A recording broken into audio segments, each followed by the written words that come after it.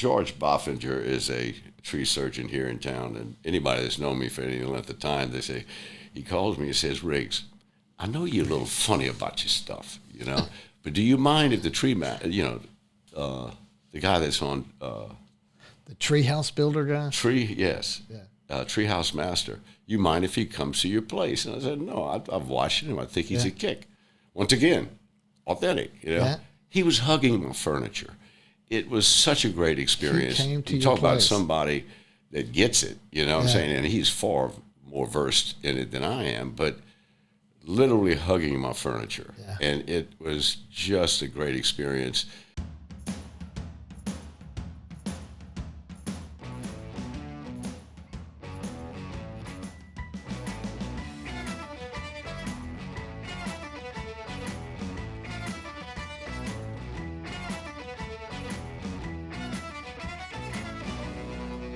We would like to thank our title sponsor, B1 Bank. B1 Bank knows that entrepreneurs like you are always thinking one step ahead. So you need banking solutions that can keep up. It begins with lending. Does your business need working capital or financing for new equipment? How about a real estate or a construction loan? Good news, the B1 lending team is ready to learn your goals and help you find the best lending option available. Now let's talk about uncomplicating your daily cash flow.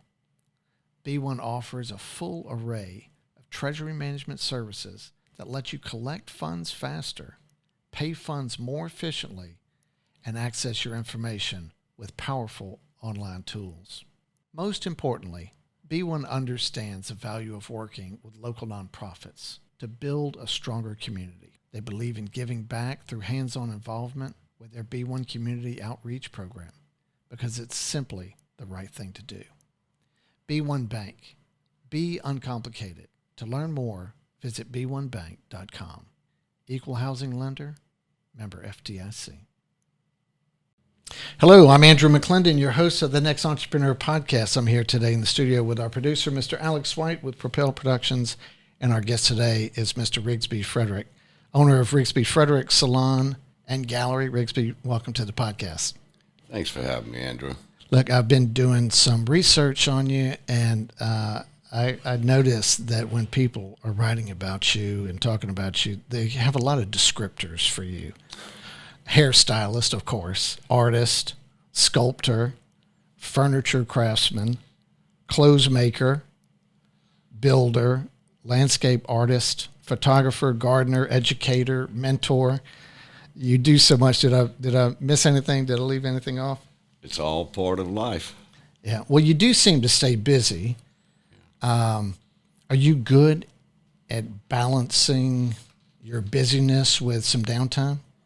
It really takes figuring out what you want to do, and then the rest of it I delegate, and always have a team around that are better at something than you are, like, your CPAs, your attorneys, what have you.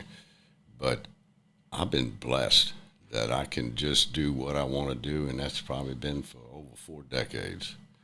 And it is just fun. Yeah.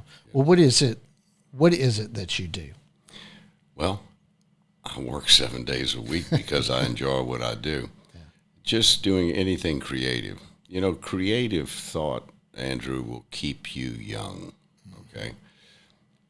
And my goal, of course, is to inspire others. If you're busy inspiring others, you're going to stay moving. And sometimes it doesn't mean anything to anyone. I work with a urgency. There's a saying, prolifically proactive and result-oriented. I'm about results. And some things take longer than others, but I really have, and I normally, in the studio, I'll go down my sculpture studio and just whatever hits me, because I spend a lot of time and effort collecting different materials throughout the years, and it might be something I've had for 10 years or 2 years, or when it comes to multimedia, all coming together, So you mentioned creativity, and Yes. I see that as, from what I've learned about you, as being, a main element in your life. But but also a deep respect for nature. Yes. And I was curious, where did you grow up in a household that celebrated creativity? I was again very fortunate. I grew up in Abbeville, very Cajun. 5 kids. And I just had an all-American upbringing. Again, just basketball, football, baseball, track. Mom had them keep me for anything, choir, band, anything she could keep me busy doing. And just a normal kid, just second born, and Rigsby Frederick Sr. was my dad. And so just growing up, just had a wonderful base to go from. Now, in your love of nature, which comes through in your work and how you live your life, at least at home, was that prevalent in your younger years, or did just take place in the form of sports, or were you into hiking my dad and camping? was a brilliant man. He built homes and also ran a lumber company. Now, I wasn't always terribly appreciative of my summer jobs, but you end up learning pragmatic skills that you use 30, 40 years later, and it's come in really handy, and I enjoy seeing results, and it's particularly gratifying to me to be able to work with my hands and to be able to figure out what moves people, okay, and doing site-specific work. Everything I do is like, when I'm busy in the salon, it's small commissions. It's customizing for people.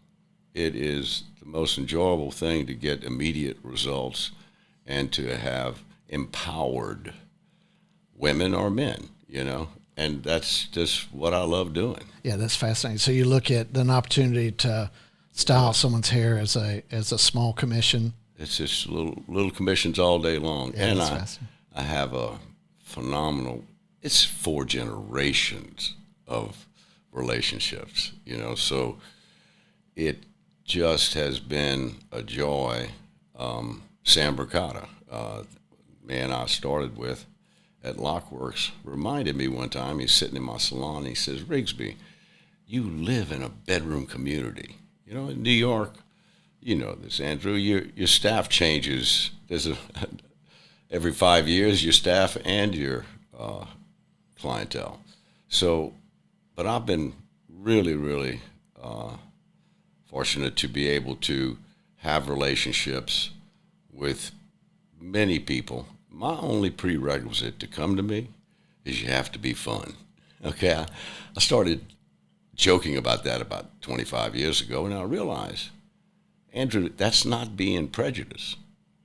You can ask for that, Yeah. And in life, you got to ask. Now, it seems like you set the standard for that in the environment, Well, and anyone that works with me, you've got to remember too, and it's like fun and wellness, but you have to be kind, And I find through the years, if you stick to your guns and people know what you stand for, it's easy to get a group of people to lead, All I'm doing is what I do.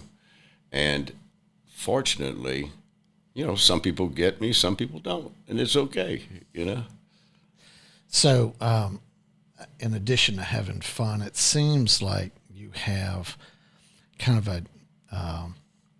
a deep philosophical approach to human associations and dealing with people, and particularly what I've read about is your deep respect for the practices of primitive cultures. Without a doubt. Tell us a little bit about that. My playa name, it's White Wolf, okay?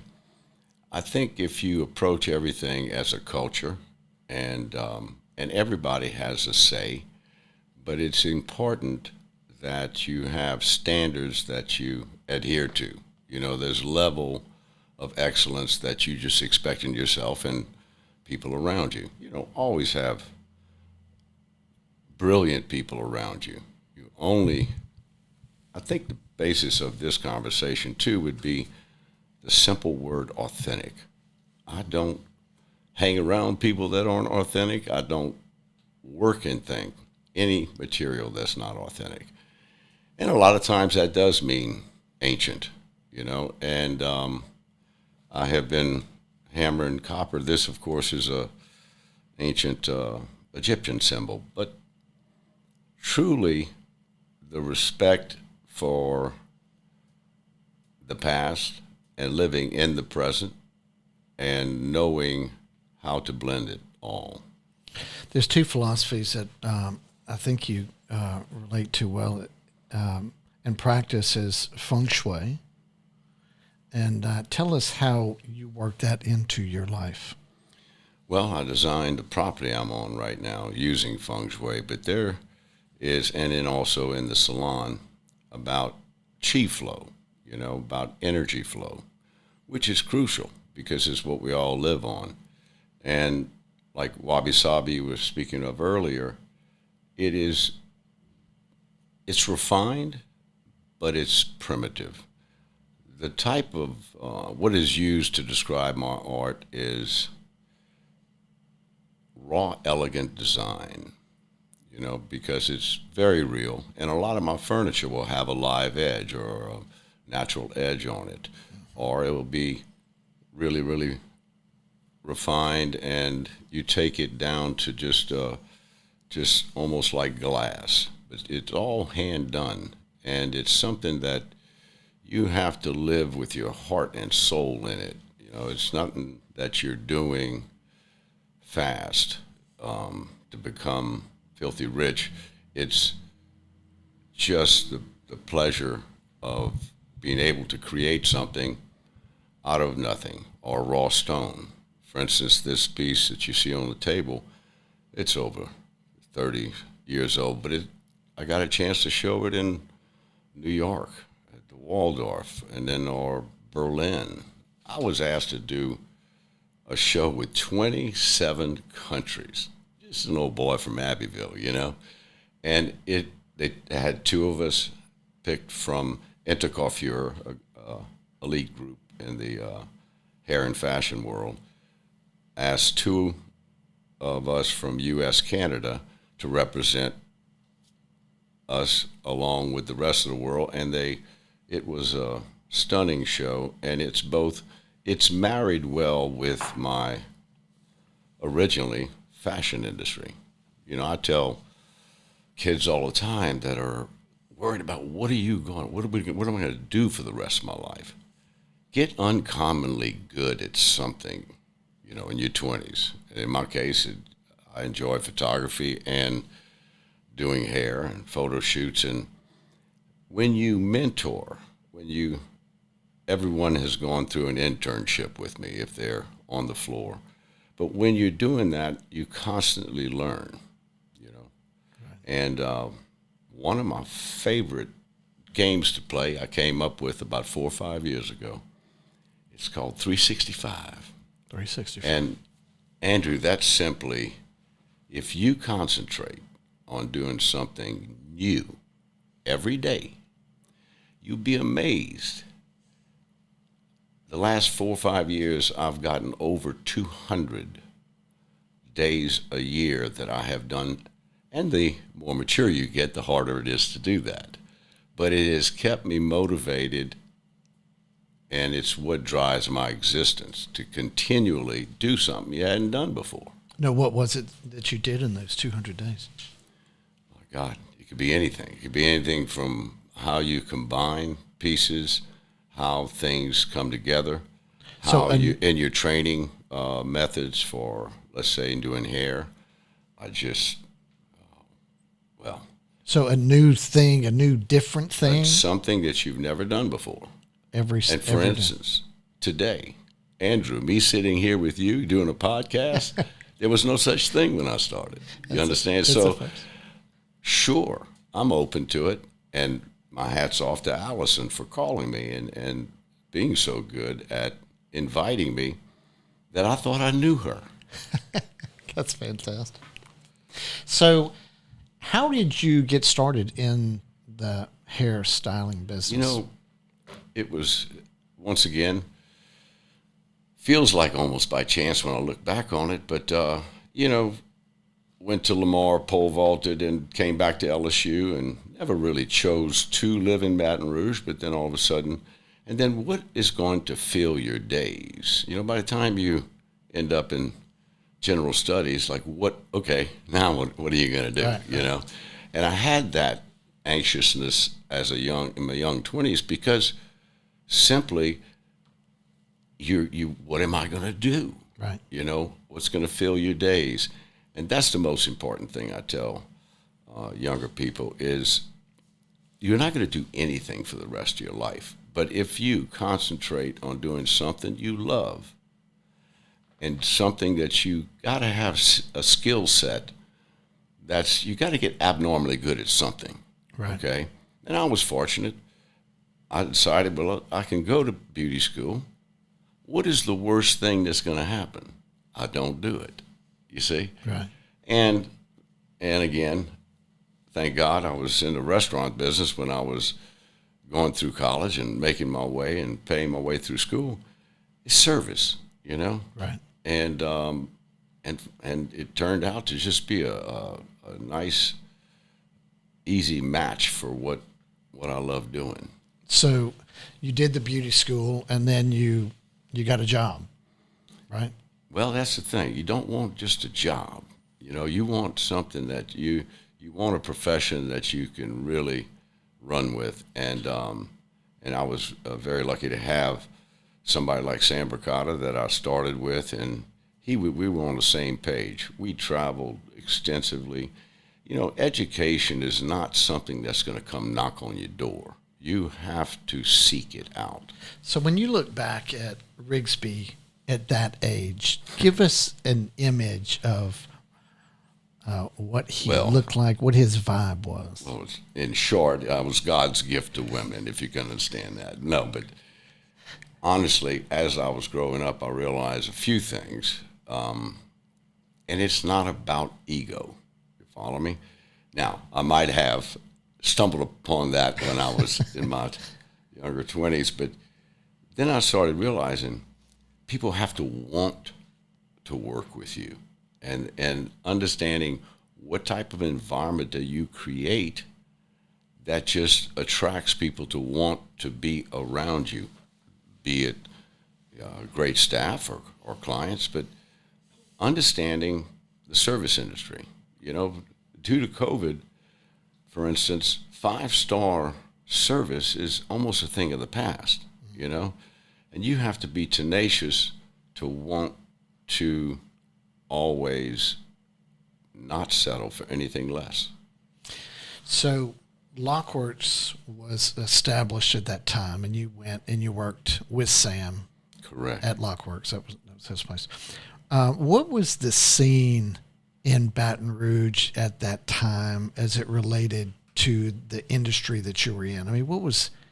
Well, there was a few players, and I mean, even to this day, there's only a handful of real players in the U.S. and a handful, and I was lucky to be around and accepted into that group of movers and shakers, you know, and it's something that people either know you're authentic or not, and by just in being very energetic and enjoying what I did, things just fell in line. And when I was, and I worked with Sam for 5 years, and before I think it was 5.5 years. I was about to turn 30 years old, and as you can imagine, and Sam was great about housing my uniqueness at the time, and then realized, well, I needed to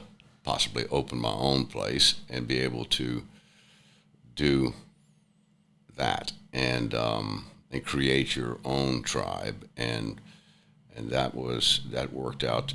You know, it's slow growing, you know, but it just fit, and it worked out well for me. So, but when you were still working with him. You guys covered some ground. I mean, y'all went did. internationally to competitions. What is going on in those? Are those is that what those are? When you go to New York or Milan? It's called platform work. For instance, they'll hire a hairdresser that can actually do hair and speak on stage, and let's say manufacturers, like a friend of mine founded Aveda. Now, Horst is gone now, or Edwin Neal. Yeah. He was a man. big proponent of bringing in, not his dad, I knew also. And of course, there's 4 generations of that family. Right.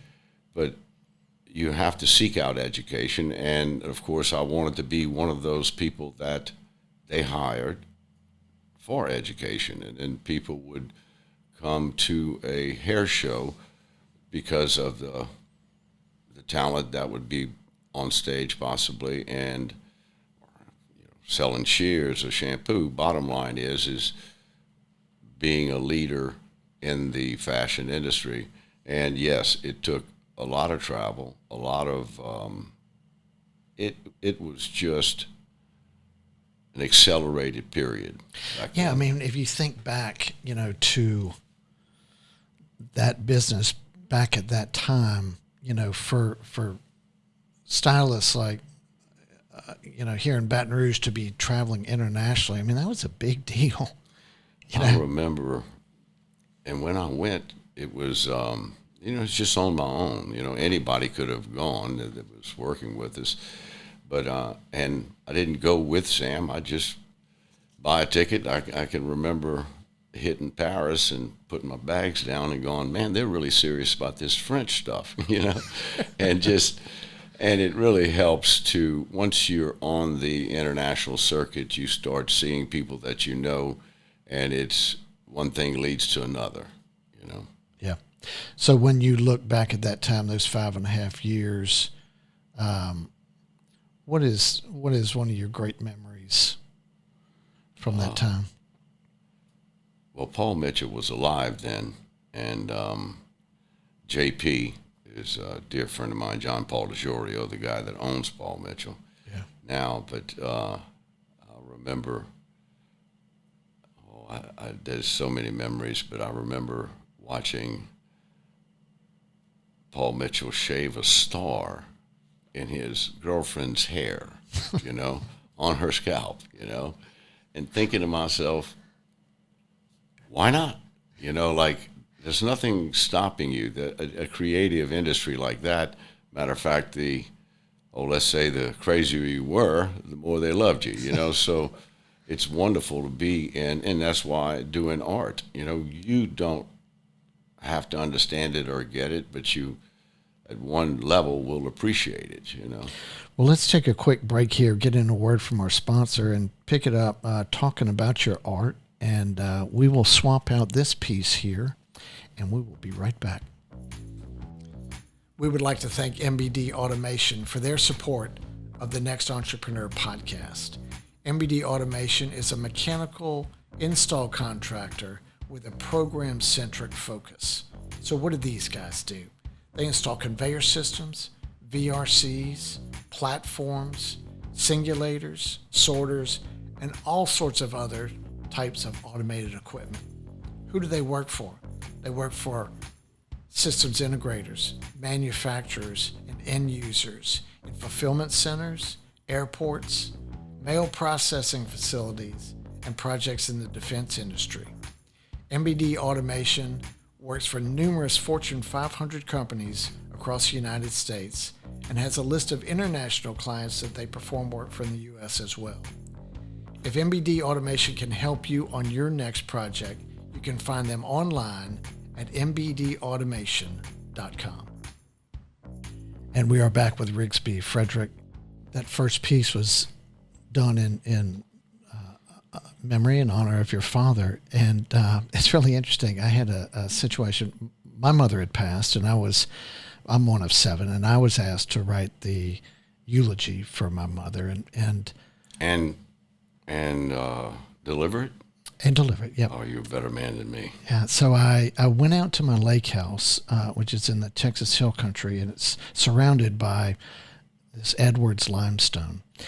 And for whatever reason, I decided that I was going to start chipping on this stone as I thought of what to say about my mother's life. And I was out there for 4 days. It's therapeutic, isn't it? It really was. And I went from chipping to like, you know what, I'm going to get a grinder, a pneumatic grinder. And Removing material. And I started grinding Right. on this stone, which is still there in my yard. But I did that for 4 days and wrote her eulogy. And it was fantastic. It was a fantastic experience. So it's kind of interesting. What I find when it gets a bit stressful in life, it was so therapeutic, and just being able to approach it, know that you're doing it for a reason. You know it, Andrew. What are you going to do? Just belly up in a bar? And then how are you going to handle that kind of stress? Right. You know, how old were you when your mom passed? It was probably about 3 or 4 years ago. So maybe. Oh, geez. Yeah. And that's exactly what you do. It's a removal. When I worked in stone, and why I started in stone, it was like hair. You start with something bigger, and you end up with something smaller. Yeah. You follow me? And then it migrated to steel, and then it migrated to wood. Now it's stone, steel, wood, or gator, or stain, copper, whatever. So what do we have here in front of us? You bought this. Well, that's this called the piece. shaman, but it's in respect of once again, everybody has their Indian name, and just reference and reverence to nature. And the shaman, of course, stands for wisdom. White Wolf being my name, I'm a Cajun traiteur. It's somewhere between a shaman and a priest. And you hope you garner some wisdom as you mature and be able to impart it on the younger people. And while doing what you love, people want to be around inspired people. And, every single person that you come across, either with art or hair or something is important to them. Something makes them tick, okay? And it's your job to find out what turns on that light bulb inside, And don't talk about politics, don't talk about certain things. And it's amazing. It might be their dog or their grandkid, or there's something that makes them happy. And certainly people see things that they can identify with, birds and fish and stuff that I do, people get, Right.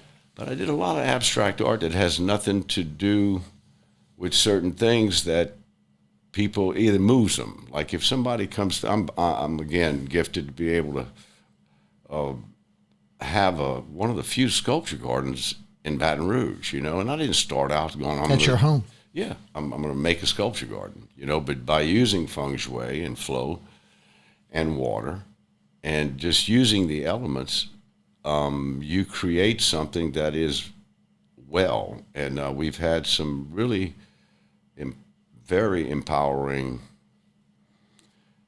situations out there. There's vortexes on my property. It has nothing to do with me. But it's finding them and reverence to them. Mm-hmm. And in the long run, it's just become a very, very peaceful, powerful area. And but you don't set out, let's say when I started doing, but the removal of material like you were enjoying. Right.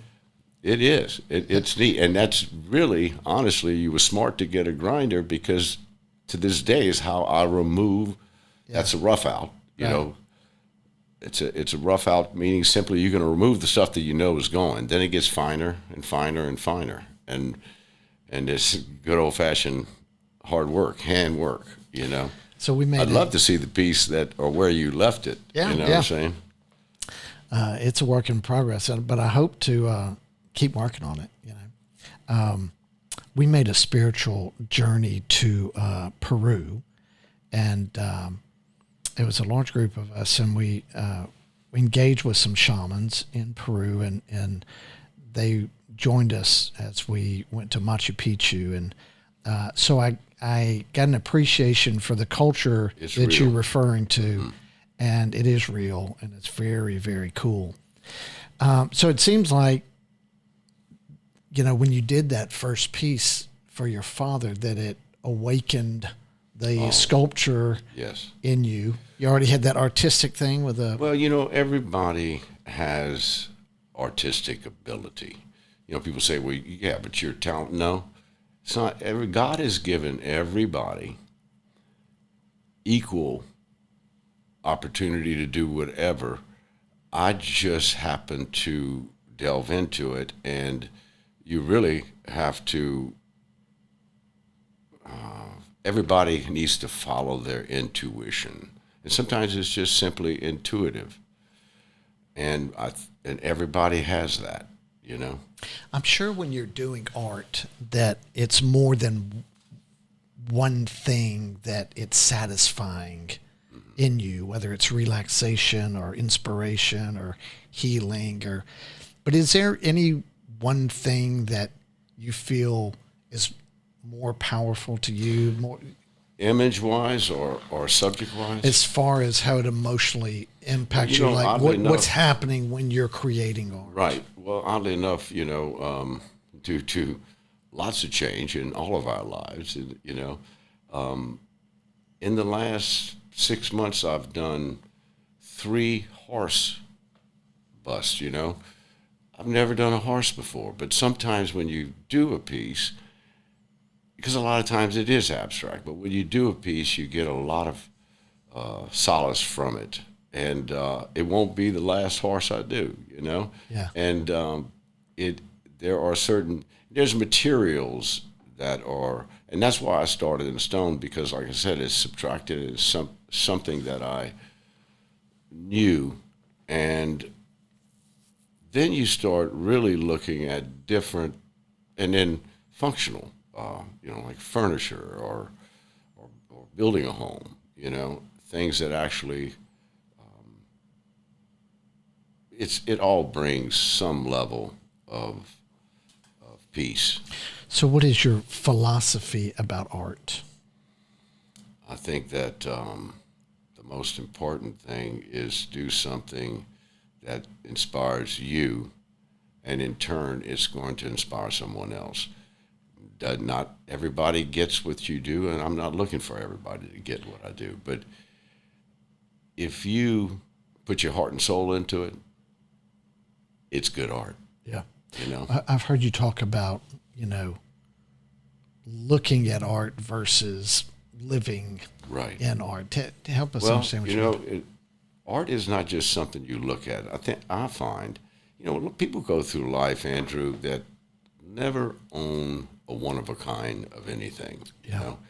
And I find everything, everything I touch or anything around me pretty much is hand done unless it's the couch, So it's a combination and a culmination of being able to live inside of art. Very site-specific if you're lucky enough. And then I was able to do something called the Palmetto House that was simply going to be a bridge in the Palmetto Swamp behind my house, built on Highland Ridge. And, it turned out that I was able to get power underground without disturbing anything, and a reverence to the wetlands. And, of course, right now, you don't worry about your flight being canceled or the flood that we're experiencing, Don't worry about things you have no control over, Right. It's 15 feet up in the air, and it was about 6 inches from getting water. Really? That's how much water we just So received. I've seen images of, do you call it Palmetto House? Yeah, Palmetto House, but it literally is, and the only thing that I've had to switch out is the new wood that I bought to make the decks. Yeah. Everything's a 500 to 1,000-year-old cypress that it's amazing material because it sucks up water and then lets go of water. Greg Gerard, a dear friend of mine, passed, but he was one of the basin keepers. And I buy the gnarly stuff from him. But then sometimes you buy board feet. I had siding made from that. Right. But the furniture inside of it came from the property, you know. And just really being tenacious about seeking out good people or good material. So Palmetto House is like a 2-story tree house. It's kind a tree of house. Retreat. Well, you know, George Boffinger is a tree surgeon here in town, and anybody that's known me for any length of time, they say, he calls me and says, Riggs, I know you're a little funny about your stuff, you know, but do you mind if the tree man, you know, the guy that's on the tree house builder guy? Tree house master, you mind if he comes to your place? And I said, no, I've watched him. I think he's a kick. Once again, authentic, you know. Yeah. He was hugging my furniture. It was such a great experience. He came to you your talk about place. somebody that gets it, you know what I'm saying? And he's far more versed in it than I am, but literally hugging my furniture. Yeah. And it was just a great experience. But it's an understatement to say you're a little funny about, and I'm a little funny about the people that I put around me and my staff. Education is paramount, you know, and the philosophy of having standards and knowing that if I'm not there and having systems, they know how I'd answer that question. So I wanted to talk about that, your staff and your apprenticeship. So help us understand how you have created a business with an international acclaim from one studio in Baton Rouge, Louisiana. And can you tell us how that works, how the training, how the education? Tell us about that. Well, you know, and when I was traveling, you know, it's be if you were a musician, you know, and you get the best licks off the best guitarists, let's say, you know, but you're going to have your own style. And people sometimes say, aren't you afraid someone's going to copy your stuff? Andrew, by the time they're copying me, I'm on to something else. Right. And it's only because if you are every day do something you hadn't done before, but in the apprentice program and the internship, I was able to either do apprentice program and license people, or they go to beauty school, but they would still do an internship with me, so we were all on the same page, and so consistency in results, because I can't be there all the time, but I want to know that it's been done right. So don't you have different levels of... And for years, I mean, we had at one point 6 levels of hairdressers, which gives people opportunities and choices, you know. You don't have to go to the highest price person. Right. You can pick your level that you want, and they know if I give them credence, they will have been trained. So it takes generations of that training and trust. People to understand and to appreciate. And I have people that worked with me 20 years ago, and they'll call you and go, God, now I get why you were making those decisions, you know? Yeah. And it's neat to hear. I had a gentleman walk up and hand me a guitar not long ago, and 20 years later, and he goes, thank you for training me and putting up with me at that point in my life, you know? And but it's all real. It all has to be with the right heart. So let's talk about culture in your salon and gallery. I would think that would be a really strong sense of culture in your business. Tell us, you know, what your thoughts are about that and how you keep that real. Oh, it's with the mission statement, you know. Tell us about that. Well, start with fun and then wellness. You have to be well to be able to take care of others, you know, and empower people. And if you're having fun, you're well, you're empowering people, you have to embrace change, okay? People hate change, but in fashion industry or art, you have to know it's going to change. And then going on to things like, at the end, it's pride, respect, and profit. Profit's on the end, you know? If you do all of the things correctly, and it's nothing but good living and truly being sincere and trying to be kind, not trying, and I hate the word try. Get some things, Andrew, out of your vocabulary. One would be problem. It's a challenge. It's an opportunity. Should, would, or could. I have to counsel women or men to not use the word divorced, okay? You were previously married. Divorce does not conjure up anything positive. You follow me? Right. Just certain thing can't. Anybody who worked with me for more than 2 days, don't ever use can't or try on me. You follow me? Certain things you stick to and change and that's your culture. They know. Don't use that, okay? So you're an artist and you're a business person. Certainly. And sometimes doing the numbers, will lead you astray. If you know, for instance, when I opened my spa, it made no good sense to spend that kind of money on opening a salon gallery and spa. But it positioned me at the time, this is 1995, to be on the cutting edge of what's going on in the fashion industry. I again, did a makeup line called Red, which is Raw Elegant Design. I've done a fragrance for 30 years. I hugged a guy in Vegas one day, and, at one of these big conventions, he's a keynote speaker. He says, Rigsby, you smell like you did 30 years ago, a male. And I went, wow, and I was there actually looking at packaging.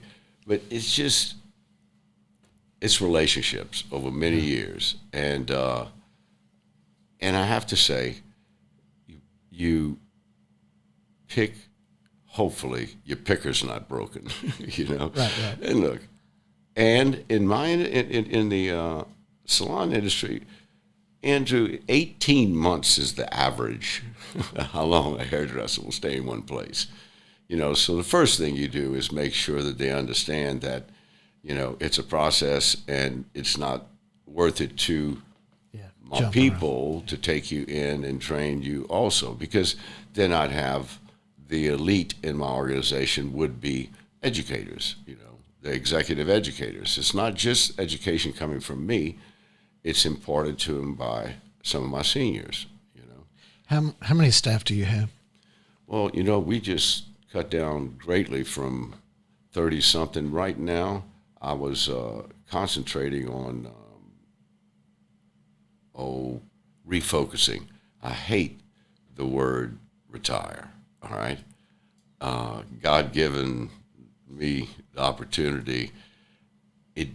That's one you don't use in your vernacular, but refocus or just you always have to be reinventing yourself. Right.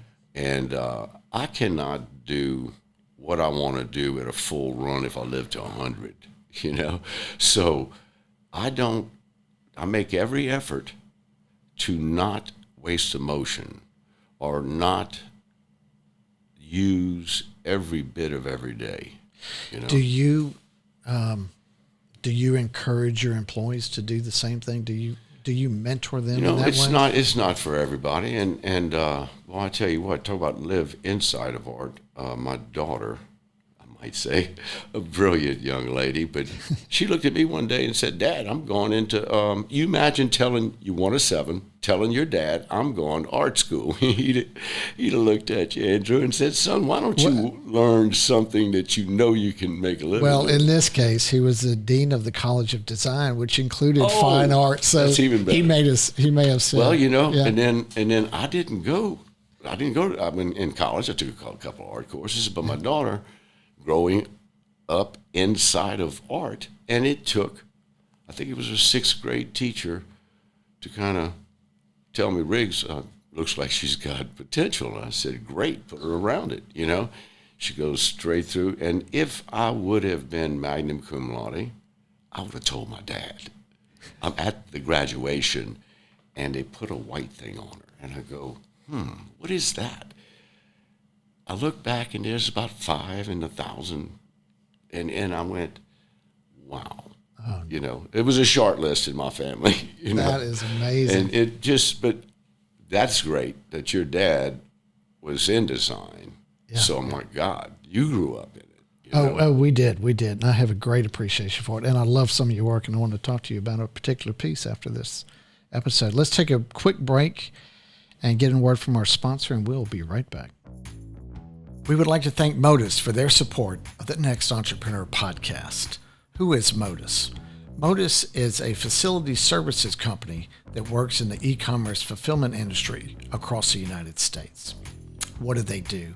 They like to say they take it from the conveyor to the dock door.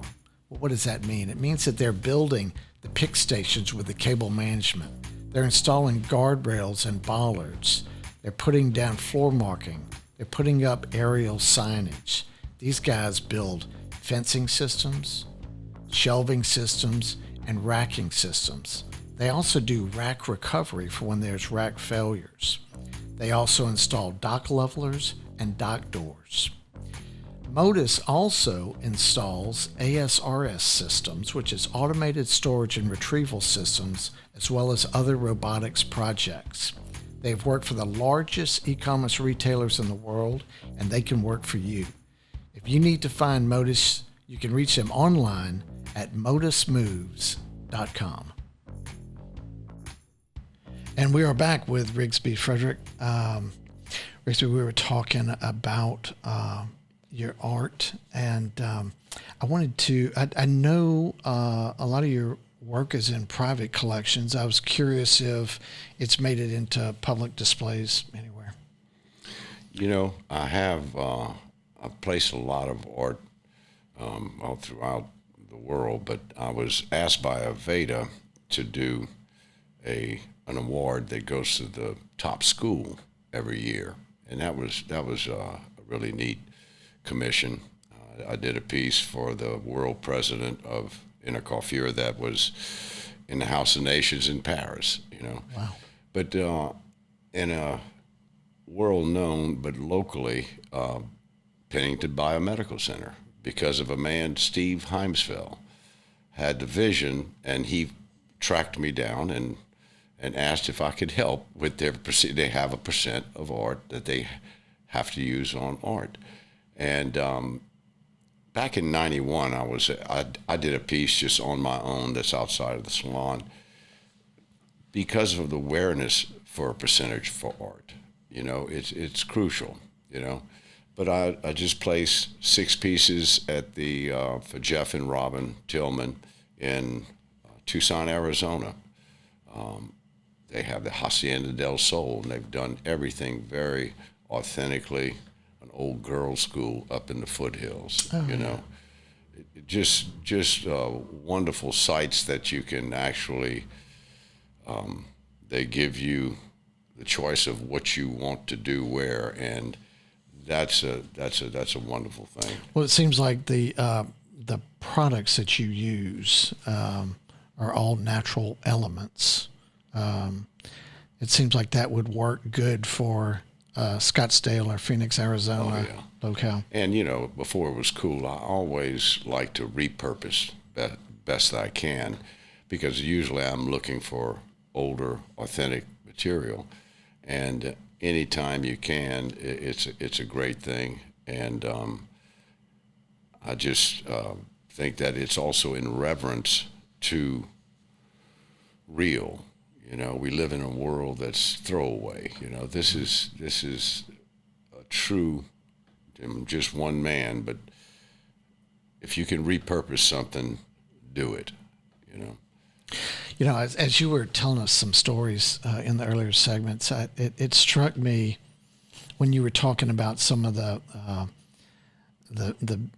your business philosophies, which were picked up from your journey.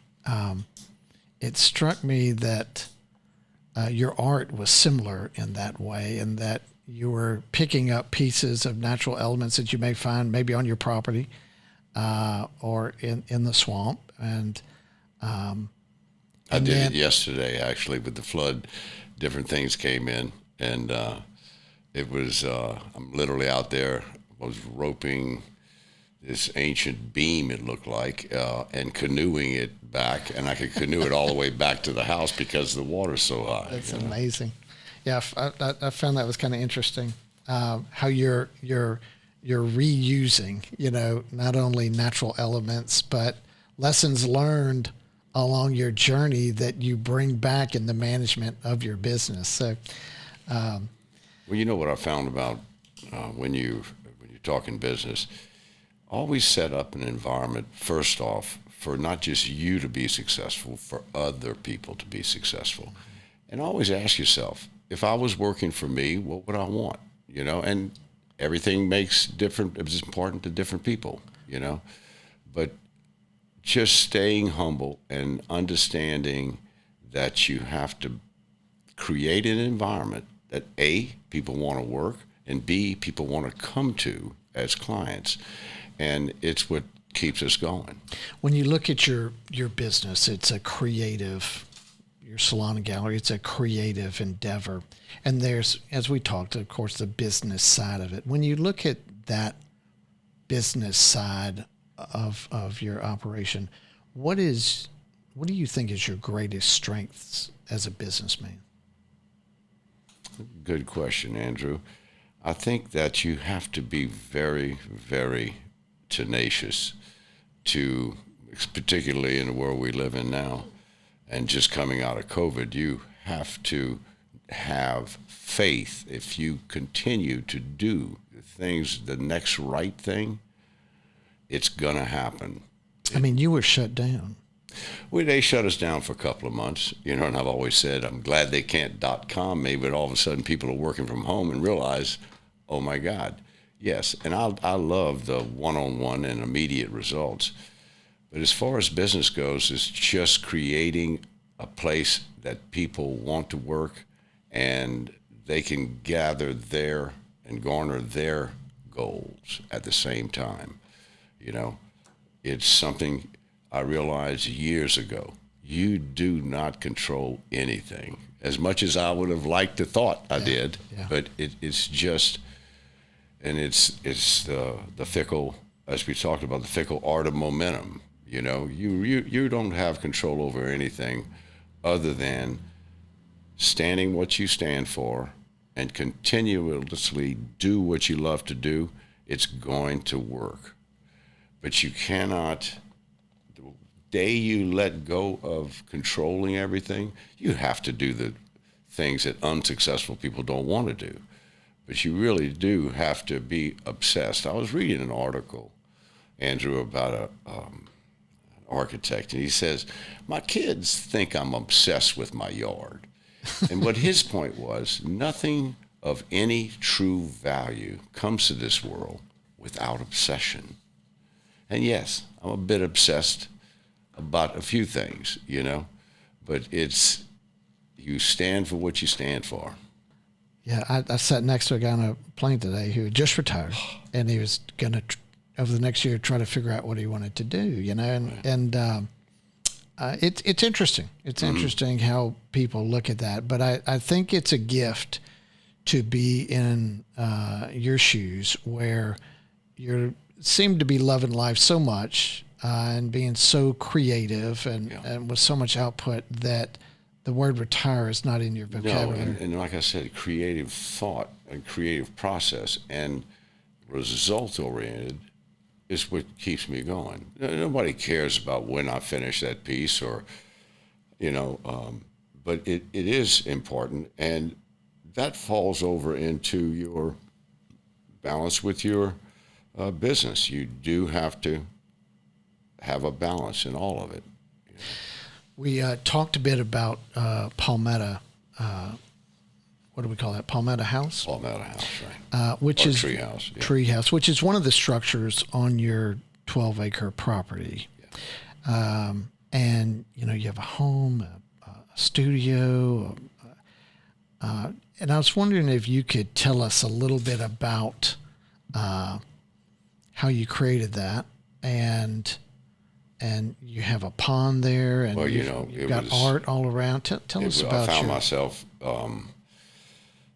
giving away a house at one point, and I had to find another place to live, and I found the property. And once again, sometimes don't do the numbers because it makes no sense. But again, take a run at it. What's the worst thing that could happen? you know, lived there a couple of years, you know, now it's been 20. But, and then things progress as I'm on that property, you know, you'll find another site. And of course, I have over 40 finished pieces of work, but it's all lit at night, you know, using nature, and all I have to do is light it, you know. And are these mainly outside pieces? Well, no, and I have far more inside, but the exterior ones are all a bit of a challenge. I have, thank God, a tractor that I can. It's you're looking at the yard help, okay? Yeah. And so that's the other thing. You have to dedicate about 30 hours a week just to keep the place up. But I was able to dig a pond, move some earth before I even took a run at the house. And then my studio, I think it was in 2004, got to have a place to work, you know. And then it wasn't until, I think, 2010 that I did the Palmetto House in the back, which was, like, again, it was just another project, but it got away from me. And now, you know, but I have to say, when you see people I had a Chinese wedding back there. When you see people from Australia, it's quintessential Louisiana. So you are you have it on Airbnb or something? Well, you know, at one time we did, because my wife at the time was not working outside the house. Then she came in the salon, and once we were both working in the salon, that is it again. If you wanted 5-star, it takes an effort, but it is a great place. I'd love for you to stay out there. I would love to. It is something that is quintessential Louisiana, and the wildlife is amazing. Yesterday, I was mesmerized by Mexican tree ducks that I would, you know, with a great pair of binoculars, and it's just the nature in my backyard. That again, all I'm doing is appreciating, and of course you're feeding your fish that now have escaped. They're gone now. Well, I normally have it's like a raised bowl, and it's a pond, and Right. I can stock it and Right. keep the water crystal clear. Right now, there's no boundaries, Right, you know. right. And I'm about to go back home and go check on it. Yeah. You know? I wanted to ask this question: if you would ever consider writing a book about your life? Oh, Has that ever crossed your mind? honestly, I was hoping to have it done by the time I turned 60. And so, Something that you've started on, or? oh yeah. But I never give up the fact that that is a goal of mine. Yeah. You know, it is a goal of mine. Yeah, I saw recently where someone had asked Mick Jagger, you know, about him writing his memoirs. Right. And he said, you know, it's just to spend that time to look backwards. You know, he said, first off, it seemed incredibly boring, if you can imagine Mick Jagger saying that. But you know, there is that energy. You have to, you know, you have to own that time to go back and so I could see where that would be difficult. Well, and that's what's important about why I was excited when y'all called. It's a form of documentation. Right. You know, even when Discovery Channel did something on the property, it's a form of documentation, you know. But I really would, because I'm a visual guy, I'd just like to do a great coffee table book with fashion and art, you know. Oh, that'd be fantastic. But it is overwhelming when you have that many things that you would like to, you know, that I have photographs of, and like I said, it's the overwhelming part that stops me.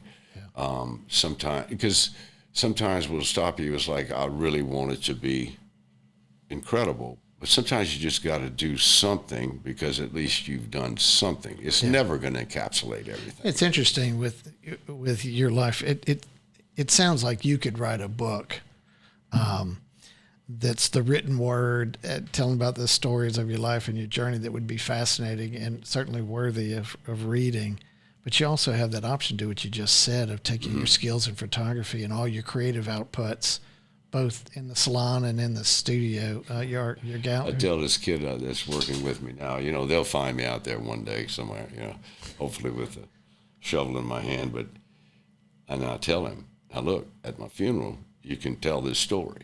And he gets a big kick out of it, and he's making notes, So it's always good.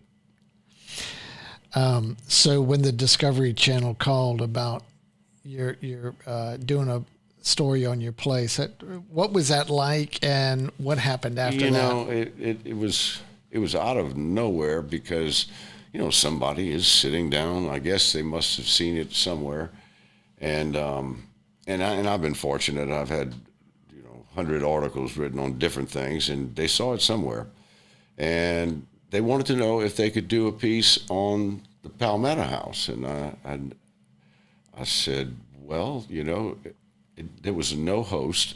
I mean, I'm talking about, and it was well done. I mean, I had camera guys out of New York and sound out of California, and it was an amazing. People seek out authenticity. When I tell you, a friend of mine's on Delta Airlines and looks up and says, "Riggs, really?"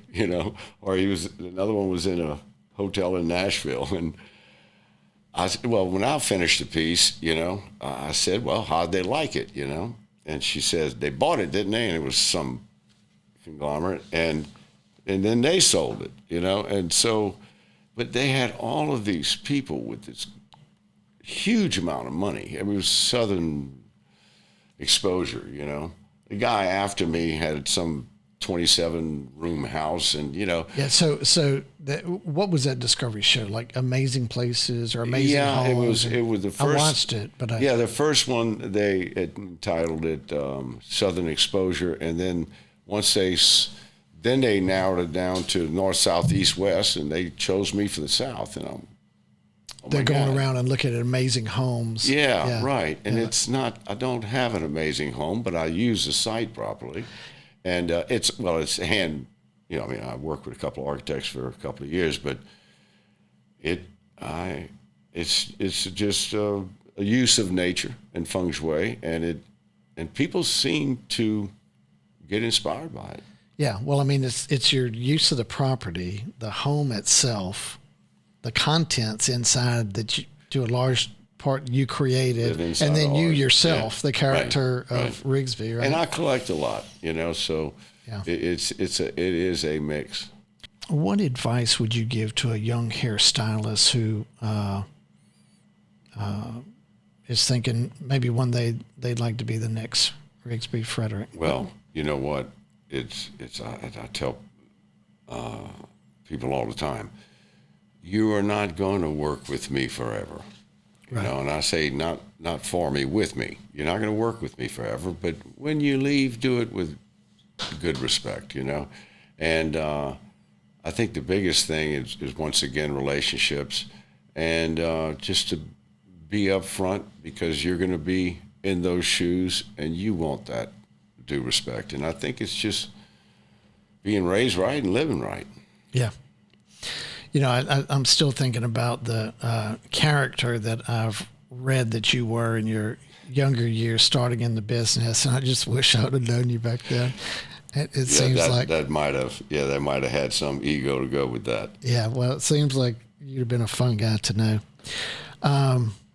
As we wrap up here, I wanted to ask you, do you think that your salon will outlive you? You know what? Not to suggest that I think that at one point I'll hand the baton to someone, because it's too much groundwork to just walk away from it. But, like I said, my daughter's in design. I don't really, it's not going to be a family-run thing, Right. But I do believe I'll hand it over to somebody. Yeah, we've talked about this on the podcast here quite a bit, where, getting into business, that entrepreneurial pursuit is a huge challenge, but, getting out of business may be a larger challenge. And to figure that part of the puzzle out, and to, I've talked with a lot of people on the show who do want to have a business that outlives them, and they're working towards designing that. Mm-hmm. So good luck with however that works for you, because I still have to figure it out myself. No. And you just got to keep reinventing yourself, and then figure out how much time you want to sell and how much time that you want to do whatever endeavors you're doing. Yeah. And that balance changes from time to time. Yeah. My schedule is wonderful, but I am in the salon 4 days a week, but not long hours, and I would miss my relationships, with my people. That's why I want to be able to do some of it, It might be in a treehouse. I don't know. Look, Rigsby, you are one of a kind. It is an absolute pleasure to meet you and to just get a taste of your different output of creativity. We did mention at the start of this third segment, you bought in a piece here. Why don't we wrap up by you telling us what we have here on the table? This is, again, get out of your comfort zone. I had never worked I had somebody that gave me an armadillo shell. And then, of course, with the use of leather, a turtle shoot from a zookeeper, gator, pheasant. And it, my good man, is an actual, and no one else on your podcast will wear one of these, okay? This is my saying. Everybody needs one. So an armadillo helmet. Yeah, that's awesome. I love living in Louisiana. And you're going to have a need for it because of Mardi Gras. And, of course, being from Texas, armadillos are sacred. I might could use that in Texas. Yeah. Look, Rigsby, thank you so much for coming on. I enjoyed our conversation. I know that we could talk for hours and hours more, and we just skimmed over the service. You've got to come stay at the house. I would love to. I was when I was looking at those pictures online, I was like, when I saw there was a mention at one point that it was on Airbnb, I was like, okay, I got to get. Like I said, it started off to be a bridge, so this it's a Thank you, guest sir. house. I appreciate it. Thank you for having me out. Yes, sir.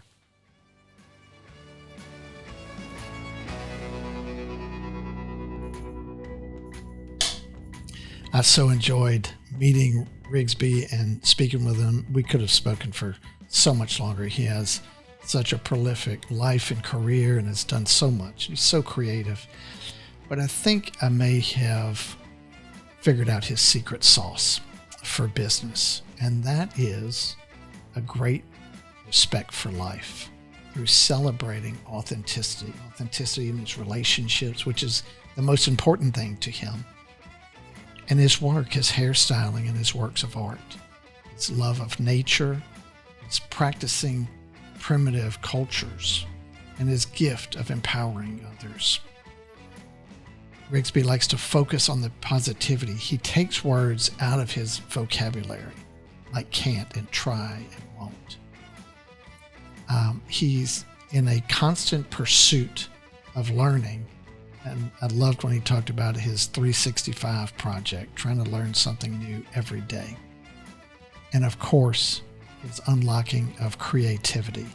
And I think when you pull all of those things together, those are what define Rigsby, and those are what makes Rigsby successful in all that he does. So it was a complete pleasure to speak with him. I encourage you to look him up online at Rigsby Frederick Salon.com, and also look for his gallery, and you'll see some of his work, which is just the tip of the iceberg, but it gives you a really good taste. We really appreciate him bringing some of his pieces in to give us an idea of what he creates. So very grateful for Rigsby, and we appreciate you watching, and we'll catch you next time. We would like to thank our title sponsor, B1 Bank. They can be found online at b1bank.com. The Next Entrepreneur is produced by Propel Productions. You can find more information at propelyourstory.com. Don't forget to subscribe to the Next Entrepreneur Podcast and hit the bell for notifications. You can also follow us on social media. The links are in the description below.